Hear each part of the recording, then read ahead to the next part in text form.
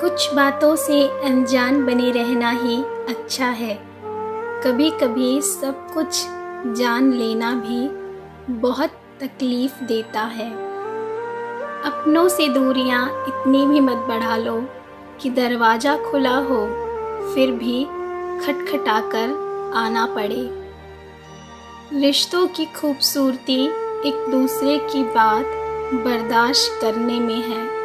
खुद जैसा इंसान तलाश करोगे तो अकेले रह जाओगे। रिश्तों में कभी कभी हाथ छुड़ाने की ज़रूरत नहीं पड़ती, रिश्ते अपने आप ही छूट जाते हैं। इसलिए ज़रूरी है कि रिश्तों को कस कर नहीं, प्यार और इज्जत से थामें। कोई कहता है कि रिश्ता नशा है, कोई कहता है कि रिश्ता सज़ा है। तुम रिश्ता अगर पूरे दिल से निभाओ तो रिश्ता जीने की वजह है। जब बहुत कुछ होता है कहने को तब अक्सर इंसान चुप रहने लगता है। सब्र करो, कोई नज़रअंदाज कर रहा है तो करने दो। कोई तुम्हें अनदेखा कर रहा है तो करने दो। याद रखना, समय सबका आता है। जिस इंसान के पास समाधान करने की शक्ति जितनी ज़्यादा होती है, उसके रिश्तों का दायरा भी उतना ही विशाल होता है। जीवन में इतने व्यस्त हो जाओ कि दुख, पछतावा, नफ़रत और डर के लिए जगह ही ना बचे, क्योंकि जीवन में खाली व्यक्ति ही सबसे ज़्यादा दुखी रहता है। जिस प्रकार से स्नान रोज़ करना पड़ता है, दांतों को रोज़ साफ करना पड़ता है, बर्तनों को रोज़ मांजना पड़ता है, उसी प्रकार से मन पर प्रतिदिन पड़ने वाली नकारात्मक धूल को भी रोज़ साफ करना पड़ता है। तभी आपका मन शांत रहेगा। चाहे लाख करो तुम पूजा और तीर्थ करो हजार, मगर माँ बाप को ठुकराया तो सब कुछ है बेकार। किसी की परवाह ही बताती है कि कितना ख्याल है। तराजू नहीं होता रिश्तों में प्यार को नापने के लिए।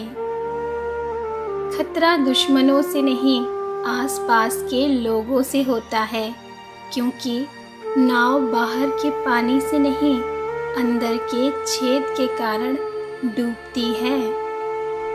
माफ़ी मांगने से यह साबित नहीं होता कि हम गलत हैं और दूसरा सही।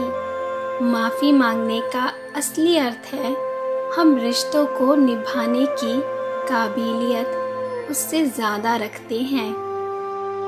अंधेरे को हटाने में वक्त बर्बाद मत करो, बल्कि दिया जलाने में वक्त को लगाओ। दूसरों को नीचे गिराने में नहीं, खुद को ऊंचा उठाने में अपने मन को लगाओ। अगर ज़िंदगी में मन की शांति, दिल का सुकून और कामयाब होना चाहते हो तो बोलने से ज़्यादा सुनने की आदत डालो। याद रखना, जिन घरों में नफ़रतों के बीज पनप जाते हैं, उन घरों के आंगन में दीवारें उग जाती हैं। जब तक हम अपने आप से सुलह नहीं कर लेते, तब तक हम दुनिया से भी सुलह नहीं कर सकते।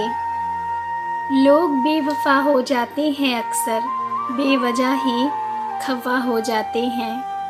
यूँ अहमियत न देना किसी को मुफ्त में, वक्त आने पर वो खुद में ही खुदा हो जाते हैं।